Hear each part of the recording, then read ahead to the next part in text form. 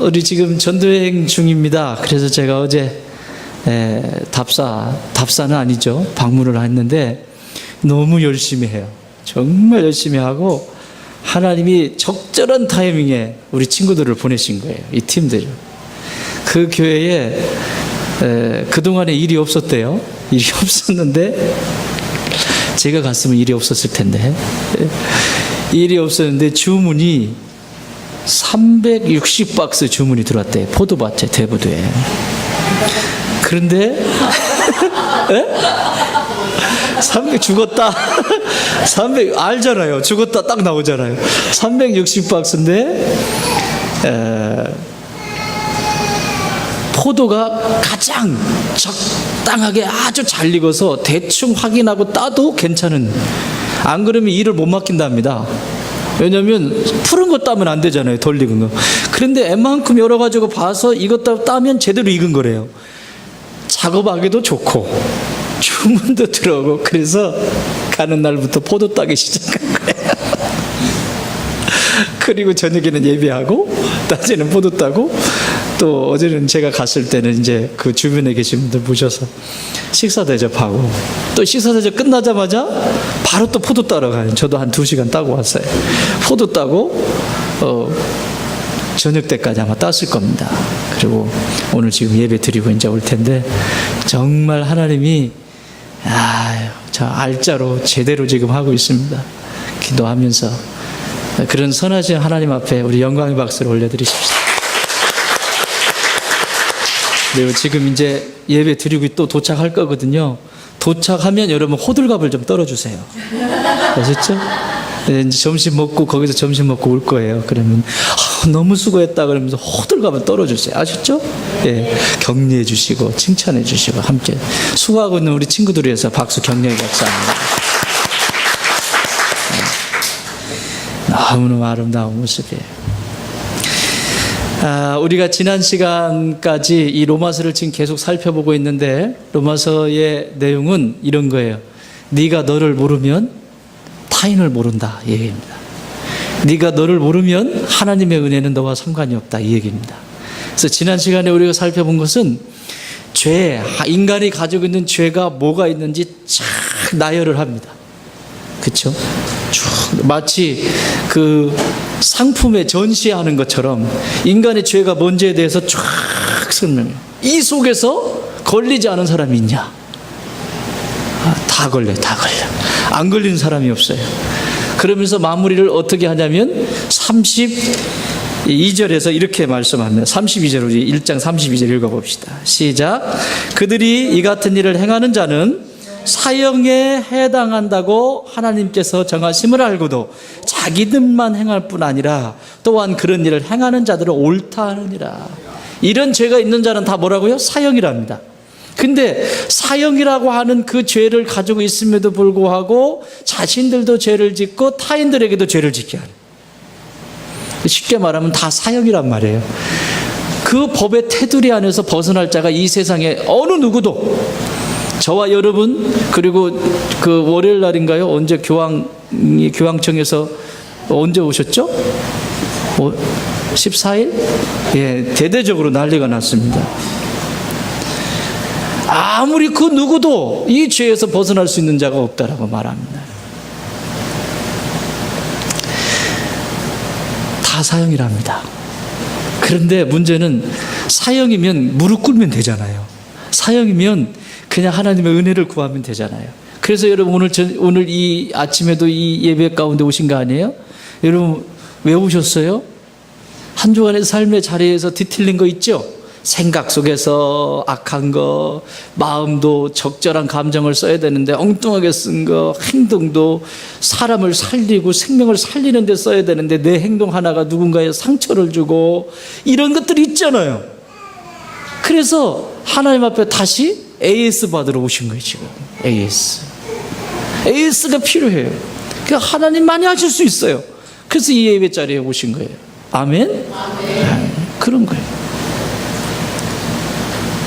그런데 반대로 나 정도면 괜찮아 이러면 이제 맛이 가기 시작하는 거예요.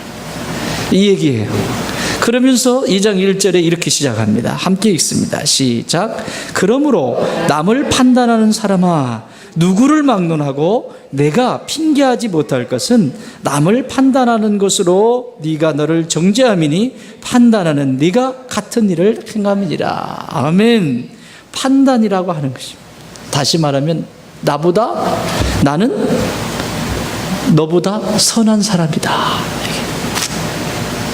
그래서 오늘 말씀 제목을 가능하면 제가 강해 설교를 할 때는 이 말씀을 볼 때는 본문에서 이 제목을 따오려고 해요. 가능하면. 그런데 저보고 이걸 그냥 내 의미대로 제목을 바꾸라고 한다면 이렇게 바꾸고 싶어요. 그래도 난 이렇게 바꾸고 싶어요. 설교 제목. 그래도 난. 감 잡으셨죠? 그래도 난. 이 이야기를 16절까지 하고 있는 거예요, 지금. 다른 얘기 아니에요. 그래도 난 너보다 나아. 그래도 우리 교회는 니네 교회보다 나아. 그래도 우리 집안은 니네 집안보다 나아. 그래도 난 너보다 나아. 이거.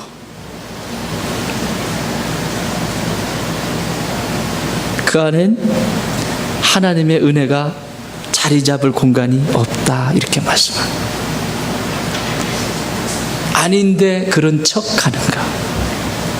사랑하는 여러분, 그냥 그래도가 아니고 그래서 바꿨어요, 제가. 그러면 뭘로 바꾸면 좋을까? 그래도 난을 어떻게 바꾸면 좋을까? 그래서 난 바꾸면 말이 달라져. 그래서로 바뀌면 말이 달라져. 그래서 난 주님의 은혜가 필요합니다. 나의 상황과 나의 형편을 보면 내가 얼마나 죄악투성인지, 얼마나 하나님 앞에 서서 부끄러운 존재인지 그것이 보이기 시작하면 그래서라고 하는 말이 나와요. 그래서 난 주님이 필요합니다. 그래서 난 오늘도 주님의 은혜가 필요합니다. 그래서 난 오늘도 주님의 사랑이 필요합니다. 그래서 난 오늘 주님의 치유하심이 필요합니다. 이 본문을 보니까요, 제가 이 말씀을 묵상하면서 여러분한테 하는 얘기가 아니라 저한테 하는 얘기, 80% 이상은 저한테 하는 말이에요. 그러니까 제가 말씀을 나눌 때 이건 저한테 하는 얘기니까 그대로 받으시면 돼요. 묵상하면 할수록 나한테 하는 말이에요. 없어요. 이 안에 선한 게 없어요. 아무리 찾아봐도 없어요. 선한 척하는 거지. 없어요.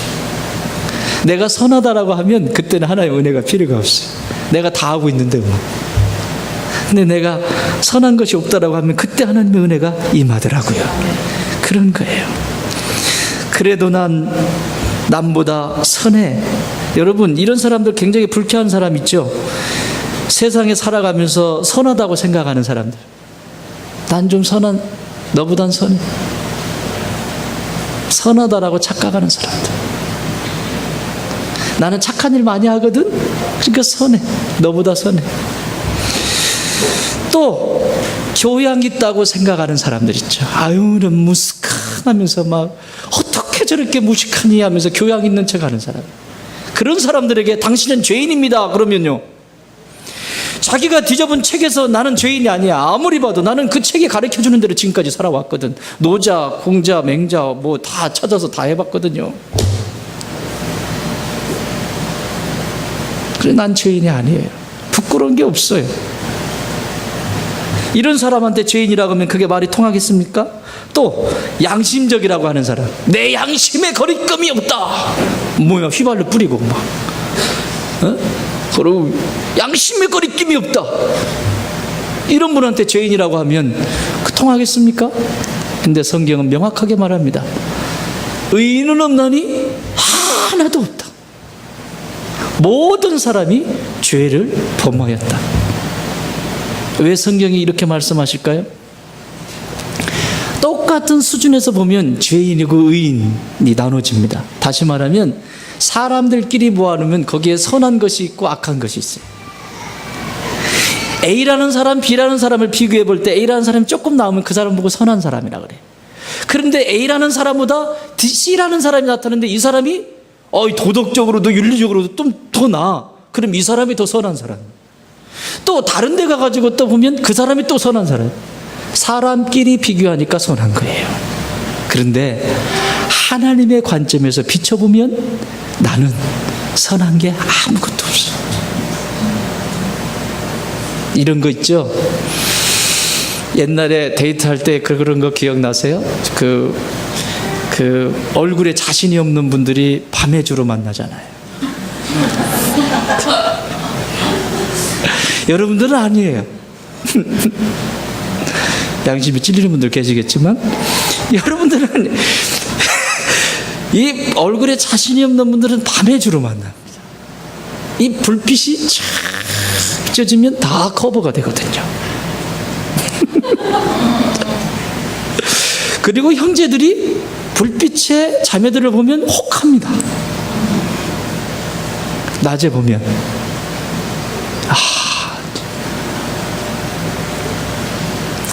어두운 데 보면 다 이뻐 보입니다. 그런데 밝은 데 보면 드러나게 돼 있습니다. 무슨 얘기인가 하면 죄라고 하는 것은 어두운 사람들끼리 모여있는 그곳에서는 다 그것이 그거고 그것보다 조금 나오면 선하게 보이고 선하다고 생각하고 살아가는 거예요. 그러나 빛 가운데 계신 주님이 보시면 볼 수가 없습니다. 죄악투성이에요. 볼 수가 없으니까 예수 그리스도의 그 십자가로 그 보혈로 딱 덮어주신 거예요. 사랑하는 여러분, 나는 오늘 이 말씀을 우리가 함께 나누면서 말씀을 받으면서 내 안에 선한 것이 없다 이런 고백이 늘 나오기를 주의 이름으로 축원합니다. 이 말씀을 들었는데도 강심장이 있다 그러면 상태가 많이 안 좋아요. 여러분 병원에 가서도 진단을 내리잖아요. 이 사람이 중증인지 경증인지 나오는데 영적으로도 이 말씀을 듣고도 내 안에 이게 움직이질 않는다 그러면 이건 중증. 십자가가 내가 상관이 없어요. 예수 그리스도의 그 구원의 은총이 나와 상관이 없어요. 그러면 누구 식대로 산다? 내 식대로 살게 돼 있어요. 2장은 이걸 얘기를 하는 거예요. 2장에 넘으면서 그래도 낫다고 하는 기분 나빠하는 사람들, 매우 불쾌하게 생각할, 죄인이라고 말하면 불쾌하게 생각할 그 사람들을 향해서 지금 말씀하고 있는. 예수님이 지금 전화가 왔잖아요. 그가 확실하다고. 얘들아 맞단다? 맞대요. 우리는 아무리 제 이야기를 떠들어 보라고 말하죠. 그래도 나는 그 사람들보다 낫다 말하고 계속해서 자신을 보려고 하지 않죠. 나는 그 장본인이 아니라는 거예요. 그러나 그 장본인을 이 장에서 잘 나열해 주고 있습니다. 선하다고 하는 자들이 착각하는 몇 가지의 특징이 있습니다. 몇 가지만 살펴보도록 하겠습니다. 첫 번째 1절 다시 한번 읽겠습니다. 시작. 그러므로 남을 판단하는 사람아 누구를 막론하고 네가 핑계하지 못할 것은 남을 판단하는 것으로 네가 너를 정죄함이니 판단하는 네가 같은 일을 행함이니라. 여러분 이거 해석 필요해요? 전혀 해석 필요하지 않습니다. 원어를 쪼개고 할 필요도 없습니다. 그냥 뭐예요? 다시 말하면 나는 선하다라고 하는 사람들이 착각하는 첫 번째 특징, 남을 비판하기를, 판단하기를 즐겨합니다. 아주 고소해합니다. 나는 선하다라고 하는 사람들의 착각, 그 특징 중에 첫 번째, 남을 비판하는데 즐거워합니다. 자기가 은근히 선하다고 여기는 사람은 자기도 모르게 남을 비판하게 돼요. 그리고 자신의 결점을 보기보다는 타인의 남의 약점이 그 잘못이 더 크게 보여요. 이건 제 얘기예요. 여러분 목사가 목회하다 보면 꼴 보기 싫은 게 한두 가지일까요? 100가지 1000가지일까요? 너무 많습니다. 눈을 좀 감았으면 좋겠습니다. 안 보였으면 좋겠어요. 그런데 그냥 덮어주고 보듬어주고 사랑해주고 이래야 되는데 사람이 덜 됐잖아요. 저건 왜 그런다니, 이건 왜 그런다니, 저건 저런다니. 물론 그 안에 하나님의 마음도 있습니다. 그러나 많은 부분이 내가 내 스스로 비판하고 판단하고 있는 내 자신을 보게 돼요. 그러면 그럴수록 그 속에는 선한 열매가 맺질 못해요. 내 눈에 있는 들보는 안 보이는 거죠. 그리고 그에게 있는 티가 얼마나 잘 보이는지. 고춧가루 꼈다, 머리핀이 왜 그러냐, 막 보이는 게 한두 가지가 아니에요. 그러다가 지치고, 참, 밥 먹고 할 일 되게 없죠. 이게 내가 좀 너희보다 선하다라고 하는 사람의 특징이에요. 첫 번째 특징. 이걸 바리새인들을 보면 우리는 금방 알 수 있습니다. 여러분, 바리새인들은 율법을 너무나도 능통한 자들 아닙니까? 하나님의 율법은 너무나 잘하는 자들이에요. 그런데 그들이 하는 태도를 보십시오. 창기를 싫어하고 세리를 미워하고 자기들 수준에는 안 맞는다 이거죠. 여러분, 하나님의 나라의 수준은, 저 밑바닥에 따라합시다. 하나님의 나라의 수준은, 한 번 더, 하나님의 수준은 밑바닥이다. 신앙생활 하면서 내 수준에 안 맞는데 무슨 수준에 안 맞는지 모르겠어요. 내 수준이라고 하는 것이 뭔지를 모르겠어요. 여러분, 성도의 수준은 하나님의 수준이에요. 그러니까 하나님의 수준이라고 하는 것은, 하나님의 수준은 언제나 밑바닥입니다. 가장 밑바닥에 있는 사람들부터 시작해서 그 잘났다라고 하는 사람들까지 전부 포함하고 있는 거예요. 그 성도는 하나님의 수준을 가지고 있는 사람들이에요. 근데 바리새인들 보세요. 창기 내 수준 아니야, 세리 내 수준 아니야, 그러면서 기도하네요. 누가복음 18장에 보면 18장 11절에 보면 이렇게 기도합니다. 들어보세요. 바리새인은 서서 따로 기도하여 이르되, 따로 서서 기도해. 따로 서서 기도하여 이르되, 하나님이여, 나는 저 사람들 곧 토색, 불의, 간음을 하는 자들과 같지 아니하고 이 세리와도 같지 아니함을 뭐하나이다? 감사하나이다. 자, 이 감사라고 하는 것을 하나님이 지금 감사로 받아들이고 있어요? 감사도 감사 나름이지. 지금 이건 뭐예요? 비판한 거잖아요. 그 기도 속에 지금 비판이 들어가 있는 거잖아요. 나는 저들과 같지 않게 해주셔서 감사합니다. 저들과 같지 않아서 감사합니다. 여러분, 간혹가다 기도하다 보면 이런 기도하시는 분들이 있어요. 누군가와 같지 않아서, 이건 이미 평가 들어간 거잖아요. 저와 같지 않아서 감사. 아니요. 나는 나입니다. 내 얘기만 하면 돼요. 이렇게 형편없는 나를 이렇게 해주셔서 감사합니다. 그럼 그건 감사의 제물이에요. 그런데 저들과 같지 않아서 감사합니다. 이게 지금 비판 들어간 거예요. 하나님의 아들이 이 세상에 오셔서 인간의 몸을 입고 예수님이 오셔서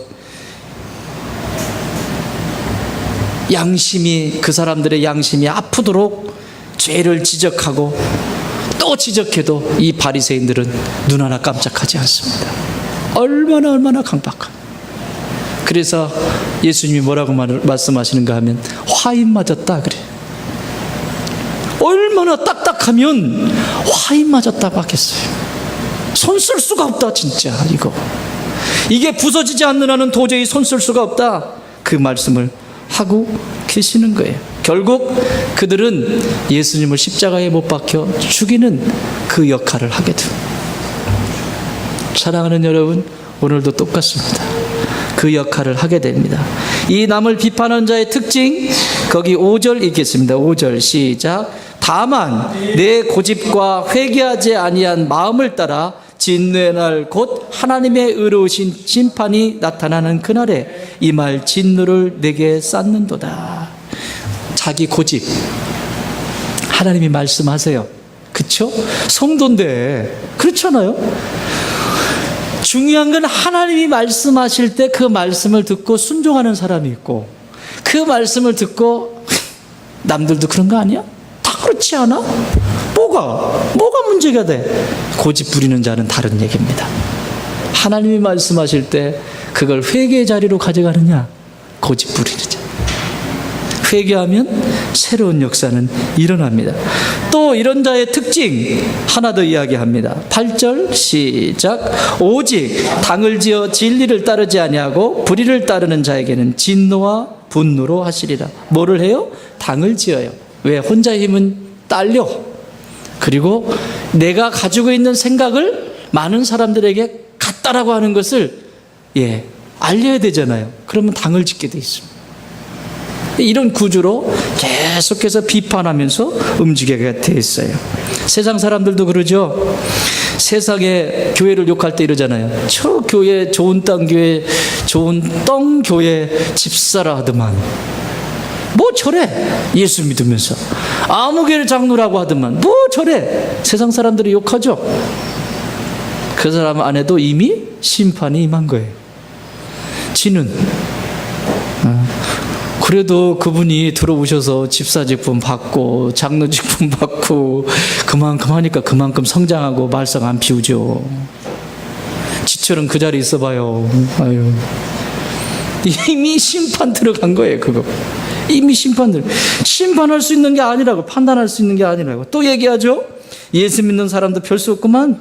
나는 안 믿어도 저 사람들보다 나, 예수 믿는 사람들보다 나. 이것도 이미 심판 들어간 거예요. 하나님의 심판 진노 가운데 들어간 거예요. 나을 수 있는 게 아무것도 없다라는 얘기죠. 여러분 혹시 예수 믿기 전에 이런 얘기 한 적 없어요? 나는 쟤들보다 나. 나는 교회 안 가도 난 나. 자기가 선하다고 하는 것을 증명하는 거죠. 사람끼리 비교하면 선한 사람이 있을 수 있지만 하나님 앞에 서면 의인이 하나도 없다는 것을 바로 알게 됩니다. 자, 두 번째, 이 착각하는, 선하다고 하는 사람들의 착각하는 특징 두 번째는 자기 죄에 대해서 둔감합니다. 8절 읽어보겠습니다. 8절 시작. 오직 당을 지어 진리를 따르지 아니하고 불의를 따르는 자에게는 진노와 분노로 하시리라. 아멘. 보세요. 자기 죄에 대해서 둔감합니다. 내가 선하다라고 하는 사람은 죄에 대해서 둔감해요. 여러분 가만히 살펴보세요. 이 하나님과 가까이 있는 사람을 한번 보세요. 죄에 대해서 얼마나 민감한가. 내 죄에 대해서 얼마나 민감한가. 타인의 죄 말고요. 타인의 죄는요 하나님이 심판하세요. 타인의 죄까지 신경 쓸 필요 없어요. 그것은 하나님의 몫이에요. 내가 할 게 아니에요. 그런데 하나님과 가까이 있으면 있을수록 죄에 대해서 민감합니다. 그래서 판단이 점점 사라지게 돼 있어요. 그런데 하나님과 가까이 하지 않으면 않을수록 둔감해져요. 죄에 대해서. 그래서 도마에 딱 올려놓고 도마질 하는 거죠. 이건 딱 떠서 이 부위는 어떻게 먹고 이 부위는 어떻게 먹고 다 해서 쓸 때가 자기 나름 써먹을 때를 쓰는 거죠. 사랑하는 여러분, 나는 주와 함께 동행함으로 여러분들이 죄에 대해서 민감하길 바랍니다. 하나님이 싫어하시는구나. 그럼 하지 마세요. 그거 우기지 마세요. 하나님이 싫어하시는구나. 내려놓으세요. 하나님이 좋아하시는구나. 그럼 열일 제껴놓고 하셔야 돼요. 열일 제껴놓고. 하나님이 좋아하시는 건 열일 제껴놓고 하셔야 돼요. 그러나 싫어하는 건 스탑. 그 자리에서 딱 내려놓으세요. 이 죄에 대해서, 그래서 이런 사람들의 특징은요, 자기 죄에 대해서 민감하지 못한 사람의 특징은 뭐냐면 자기가 저지른 죄에 대해서는 관용을 베풀어요. 관용하다? 누구의 죄에 대해서? 자기 죄에 대해서는 관용해요. 근데 타인의 죄에 대해서는 민감해요. 아주 민감해요. 타인이 뭐 조금만 잘못하면, 특히 이 교회 리더들, 예를 들면 목장직이 있다. 목장직이가 뭘 하다가 실수했어요. 그러면 꼴을 못 보는 거죠. 어떻게 목장직이가 그걸 실수할 수 있냐고. 실수 안 해요? 자기 죄에 민감한 사람은요 더 엎어져요. 죄 잘못 안 드러날까요? 얼마나 많이 드러날까? 이 흠이 이렇게 많은 사람인데 얼마나 흠이 많으면 이렇게 가운 입고 나왔겠어요? 응?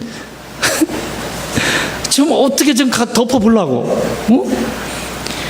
왜 흠이 없겠어요? 그쵸? 근데 그 흠이 정말 내 죄에 대해서 관용하지 않고 타인의 죄에 대해서 관용할 수 있는 사람, 그게 예수님의 성품이에요. 안 그러면 거꾸로 살아요. 나의 죄에 대해서는 관용하고 타인의 죄진 것은 꼴을 보지 못하고 죽어요. 같이 죽는. 그래서 계속 정죄하죠. 판단 없으면 막 정죄하죠. 여러분, 이 정죄는요, 하나님이 하실 수 있는 거예요. 여러분이 하실 수 있는 것은 딱 하나예요. 예수 그리스도의 피로 정죄하는 것이 아니라 정죄해 주셔야 돼요. 정죄. 이 또한 그리스도의 십자가 앞에서 십자가의 그 피로 정죄될 수 있는 사람이라고 하는 관용하는 마음으로 받아들이세요. 그럼 그 영혼도 살고 나도 살아요. 그리고 힘을 받게 돼요. 짱짱하게 서서 가요. 그게 거룩한 공동체죠. 하나님이 하시는 일이죠. 하나님이 하시는 일이 이렇게 언제나 선한 방법으로 이끌어 가십니다. 자기의 죄에 둔감하면 계속해서 자기 의가 드러나게 되어 있죠. 세 번째는 선하다고 착각하는 자들, 자신이 선하다고 생각하는 사람들, 이 사람들의 특징은 자신의 선의 무가침함과 선을 자꾸 자랑합니다. 자신의 선을 자랑합니다. 내 선을 자랑한다고. 따라합시다. 내 속엔 선한 것이 전혀 없다. 이게 왜 한국인 정서 속에 이게 들어와 있냐면요, 불교에서는 이 선이라는 게 굉장히 중요합니다. 그래서 우리 불교 문화가 굉장히 깊잖아요. 그래서 인간 안에는 선한 것이 있다, 이렇게 보는 거예요. 뭔가 선한 것이 있다. 그런데 선한 것이 없습니다. 성경은 인류가 타락함으로 인해서, 저 에덴에서 타락함으로 인해서 인간에게는 전혀 선한 것이 전혀 없다, 이것이 정답입니다. 그 선한 것이 전혀 없기 때문에 하나님을 붙들 수밖에 없고 하나님의 은혜를 구할 수밖에 없는 존재로 늘 하나님의 선함을 받고 그것이 양식이 되어서 살아가는 존재, 피조물로서 살아가게 되어 있습니다. 이것을 그 스펄전 목사님, 그 영국의 아주 유명한 설교가이시면서 스펄전 목사님이 뭐라고 표현을 했냐면 이 선에 대해서 이렇게 표현을 했어요. 인간의 선, 잘 들어보세요. 인간의 선이란 이런 거다. 침대에 딱 누웠는데 침대가 짧아. 침대가 짧아. 이게 선이다. 무슨 얘기냐면 침대는 무슨 역할을 해야 되는 거예요? 나를 편안하게 해줘야 되는 역할이잖아요. 그런데 침대가 짧다, 이 얘기는 뭐냐면 불편한, 인간이 말하는 선은 그렇게 불편한 존재라는 거예요. 또 두 번째는 침대에 딱 누웠어요. 침대가 짧을 뿐만 아니라 이불이 좁아. 그래서 추워. 이게 인간의 선이다. 아주 재밌는 표현을 하셨어요.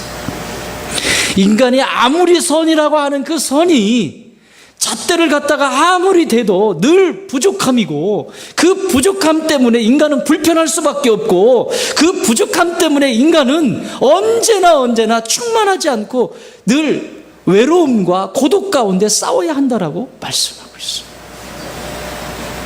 그렇다면 하나님의 선은 뭘까? 오늘 하나님의 선에 대해서 이렇게 말씀합니다. 7절 시작.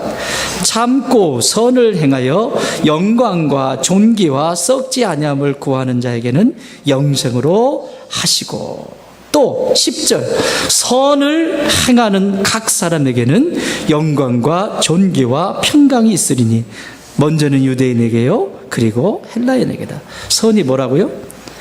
하나님 앞에 영광과 존귀가 되고 각 사람에게는 영광과 존귀가 또 그대로 임하는 거예요.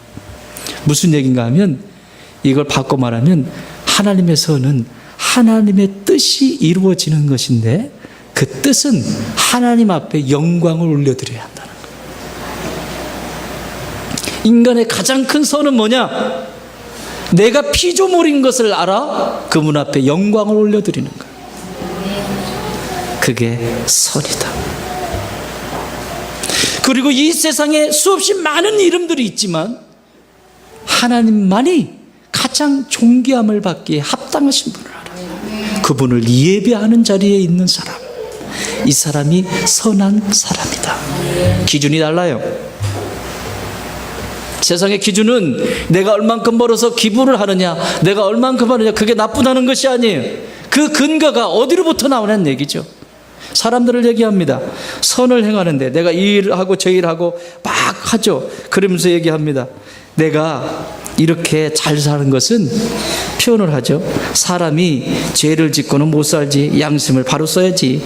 양심을 바로 써야지. 그래야 집안이 잘 되고 하는 일이 복을 받을 거야. 그래도 나는 남보다 선한 생각이 내 안에 깔려 있어. 이게 엄청난 교만이라는 거예요. 한 번 더 따라해요. 내 안에는 선한 것이 없다. 전혀 없다. 이때 하나님이 개입하십니다. 내 안에 선한 것이 없음을 정말 오열을 토하면서 내 안에 그 인식이 분명하게 들어올 때 하나님의 은총이, 그 구원의 은총이, 그 십자가의 그 피 묻은 복음이 내 안에 뚝뚝 떨어지는 거예요. 그래서 입을 다물 수밖에 없어. 눈에 들어와 판단 들어왔다가도 판단 들어올 수 있잖아요. 내 살아온 경력이 있는데. 그런데 그리고 누구한테 얘기해요? 이 입은 어디다 열으라고? 하나님한테. 하나님, 여전히 내 주둥이는 이렇습니다. 주여, 주여와 주둥이의 차이가 뭡니까? 막 이러면서 하나님한테 그러고 기도하는 거예요. 그러면 하나님이 그 자리에서 은혜를 베풀어 주시고 한량없는 그분의 평강으로 나를 다스려 주시는 것이죠. 여러분, 우리가 이 땅을 살면 얼마나 살겠습니까? 저는 종종 그런 생각을 합니다. 하나님이 내게 이 땅에서 살아갈 수 있는 앞으로의 날이 얼만큼 남겨두셨을까? 나는 몰라요. 제 아내한테도 이야기해요. 여보, 당신하고 나하고 둘이 이렇게 살 날이 얼마나 남았을까? 그건 모르는 일이잖아요. 그러나 오늘 지금 당신과 내가 그 안에서 기쁨을 누리지 못하고 하나님이 주시는 이 선한 영향력 속에 있지 않다면 가치 없는, 아무런 가치도, 오늘의 이 고된 삶도, 이 삶 속에서 이어지는 모든 것도 빛이 되고 생명이 되고 그것이 하나님 나라의 별이 되는 것은 지금 우리가 살아있기 때문에 가능한 것이에요. 내 몸이 차가워지면 그때는 하고 싶어도 못해. 그래서 어느 선교사님이 그 얘기를 했죠. 이 몸뚱아리, 내 몸을 이 세상에 살아가면서 닳아서 없어지는, 하나님의 나라를 위해서 닳아서 없어지는 존재가 되었으면 좋겠다. 그런 얘기를 했어요. 여러분, 우리 중심에 하나님의 선함을 생각하면 내가 있는 모든 것들이 다 재료가 됩니다. 고무줄 묶는 것은 그 고무줄 묶는 것 가지고 하나님의 영광이 드러나고, 손톱을 그리는 건 손톱을 그리면서 하나님의 영광이 드러나고, 머리를 잘 따는 사람은 머리를 따는 것, 또 공부를 잘하는 사람은 공부를 잘하는 것으로, 돈을 잘 버는 사람은 돈을 잘 버는 것으로, 자동차 운전을 잘하는 사람은 베스트 드라이브, 운전을 잘하는 것으로, 그치? 피아노를 잘 치는 사람은 피아노를 잘 치는 것, 노래를 잘하는 노래를 잘하는 것으로, 그게 다 재료가 돼요. 하나님을 영화롭게 하는, 영광스럽게 하는 재료가 돼요. 그런데 내가 누구인지를 모르면 그것은 재료가 아니라 걸림돌이 돼요. 다 걸림돌이에요. 오히려 그 가지고 있는 것이 나를 성장하지 못하게 만들어요. 제가 얘기하잖아요. 제가 제일 힘든 자리가 이 자리라고. 제 안에 뭐가 움직이는지도 알아요. 여기 있을 사람이 아니에요. 그런데 하나님이 저를 주의 종으로 부르셔서 여기 있는 건 여러분이 경험하는 것보다 제가 제 스스로 하나님 앞에서 씨름하면서 경험하는 것, 이것은 더 큰 고통이에요.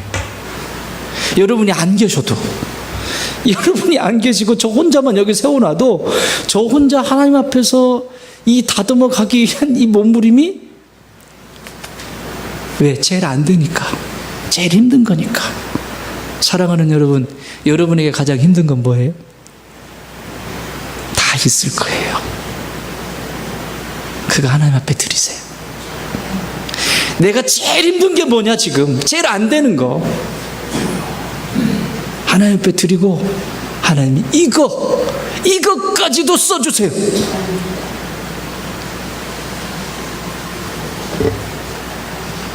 잠잠해질 것입니다. 다 이게 내 속에서 선하다라고 하는 사람들의, 끊임없이 내 안에서 선하다라고 하는 그것이 사라지는 순간입니다. 이 선하다라고 하는 것 속에는 여러 가지 것들이 있죠. 교통사고, 평생을 살아가면서 나는 교통사고 한 번 안 나봤어요. 감사해요. 그럴 수 있어요. 근데 그 속에도 가만히 들어가 보면 저 사람들은 뭔가 잘못했으니까 교통사고 났지 하는 그 죄성이 그 안에 있는 거예요. 그러니까 누군가 비교하지 마세요. 꼭 그것이 아무리 좋은 일이어도 나는 저런 일이 없어서 감사합니다, 이런 거는, 이건 바리새인들의 기도예요. 우리 좋은 땅의 식구들은 이렇게 하지 않기를 바랍니다. 저런 사람, 저 사람들이 저렇게 비극적으로 고통 가운데 있는데, 어려움 가운데 있는데, 그 중 가운데서 어떤 사람, 이런 사람도 있어요. 세월호 사건이 일어났잖아요. 그런데 세월호 사건이 일어났는데 그 사건이 일어나고 나서 이런 기도한 사람이 있어요. 저는 거기 안 있게 해주셔서 감사합니다. 그게 무슨, 그건 하나님의 마음과 전혀 상관이 없는, 그건 기도도 아니에요. 아니잖아요. 그냥 나만 보면 돼. 나만 비교할 필요 없어. 그렇게 했는데 우리에게는 이렇죠. 교회적으로도 마찬가지입니다. 교회가 여러 가지 어려움들이 있고 이 세상에 시끄러운 부분들이 있지만, 그래도 우리 교회는 저와 같지 않아서 감사합니다, 이것도 비교 들어간 거예요. 이 필수. 그 교회는 그 교회의 몫이 있고 이 교회는 이 교회의 몫이 있는 거예요. 그걸 감사하는 거죠. 그럼에도 불구하고 이렇게 할 수 있어서 감사합니다. 그건 선을 자랑하는 게 아니에요. 계속해서 욕심을 부리죠. 마지막으로 이 사람들이 선하다라고 생각하는 이 사람들의 착각이 있는데, 그것은 자기 양심을 속인다는 것입니다. 14절 읽겠습니다. 14절 시작. 율법 없는 이방인이 본성으로 율법의 일을 행할 때에는 이 사람의 율법이 없어도 자기가 자기에게 율법이 되나니. 15절. 이런 일들은 그 양심이 증거가 되어 그 생각들이 서로 혹은 고발하며 혹은 변명하여 그 마음에 새긴 율법의 행위를 나타내느니라. 아멘. 자, 보세요. 율법, 하나님의 말씀이 있는 사람들은 우리처럼 말씀 있는 사람이 이 말씀이 다 해답을 가지고 있어요. 뭐를 어떻게 해야 되는지 가르쳐줘요. 그러나 예수님을 모르는 사람은 어떻게 할 거예요? 양심이 있다는 거예요. 그런데 이 양심도 온전하지 않아요. 인류가 타락함으로 인해서 이 양심은 깨지게 되어 있습니다. 그래서 양심을 이렇게 표현하면 맞을까요? 저 시계가 있는데 시계가 어떤 때는 맞춰놨을 때 착각착각 하다가 맞아. 그런데 어떤 때는 안 맞아. 맞다 틀리다, 맞다 틀리다, 이게 양심이에요. 그놈의 양심이 일목요연하게 모든 것을 정리하듯이 척척 시계처럼, 그냥 정확한 시계처럼 딱딱 맞으면 되는데, 사람의 양심은 타락한 양심이기 때문에 어떤 때는 맞고 어떤 때는 맞지 않아요. 그래서 온전하다 말할 수 없어요. 그런데 그 양심이 맞다라고 자기 자신을 속이는 거예요. 그 얘기 하시는 거예요. 사랑하는 여러분, 내 양심이 맞질 않습니다. 맞지 않기 때문에 하나님의 은혜가 필요한 거예요. 그 양심이라고 하는 것은 좋은 것을 만들어가는 통로이긴 해요. 그러나 그 양심이 100% 맞을 수가 없어요. 그래서 반드시 심판이 임하게 되어 있는 것입니다. 사랑하는 여러분, 여러분의 양심을 믿지 마세요. 여러분이 믿어야 될 대상은 오직 예수 그리스도 한 분밖에 안 계십니다. 그분이 내게 뭐라고 말씀하시는지, 하나님께서 내게 뭐라고 말씀하시는지, 그것이 내 양심을 일깨워 주셔야 돼요. 그래서 호세아 선지자는 얘기하잖아요. 힘써 여호와를 알자. 힘써 여호와를 알자. 여호와께로 우리가 돌아가자. 그리고 뭐라고 해요? 너희 묵은 땅을, 마음의 그 묵은 땅, 묵은 땅을 기경시켜라. 다시 파헤쳐라. 그거밖엔 정답이 없어요. 내 양심도 온전하지 않지만 하나님이 오늘 내게 뭐라고 말씀하시는 거예요. 자, 이 얘기를 끝으로 말씀을 정리할까 합니다. 누가복음 15장에 보면 오늘 이 2장, 로마서 2장의 얘기를 아주 잘 얘기하고 있습니다. 탕자, 부모를 떠난 탕자 이야기, 그리고 집안에 있었던 마다들의 이야기입니다. 탕자는 부모님의 아버지의 유산을 받아가지고 먼 길을 떠나죠. 그리고 다 탕진합니다. 탕진하고 나니까 아버지 볼 면목이 없습니다. 예수님의 비유예요.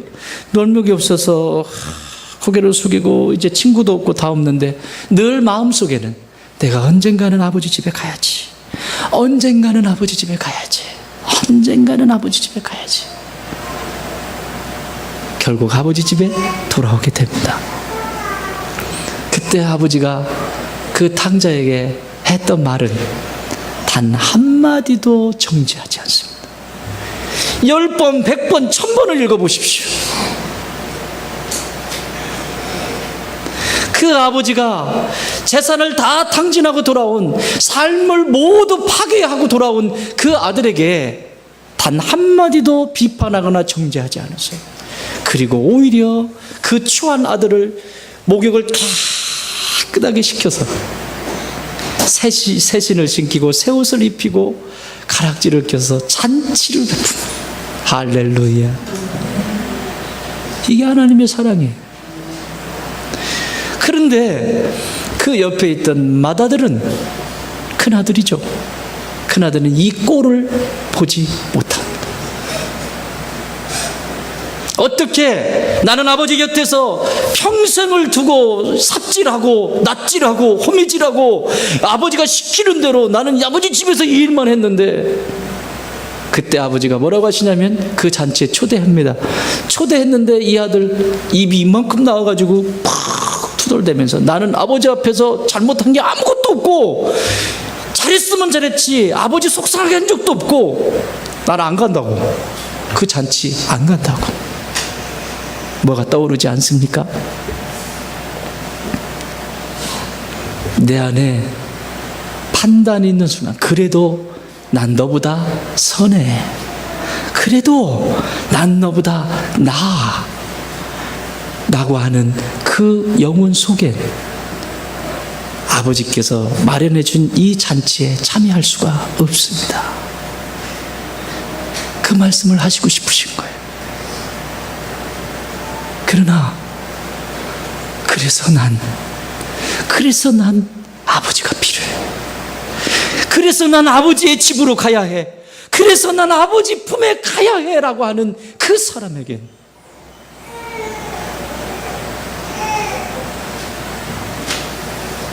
그 속에 구원의 역사가, 잔치에 참여해서 아버지의 사랑 가운데 가는 놀라운 역사가 있게 됩니다. 사랑하는 좋은 땅의 가족들이여, 여러분들 안엔 언제나 내 안에 비판이, 정죄가 밀려올 때, 그래서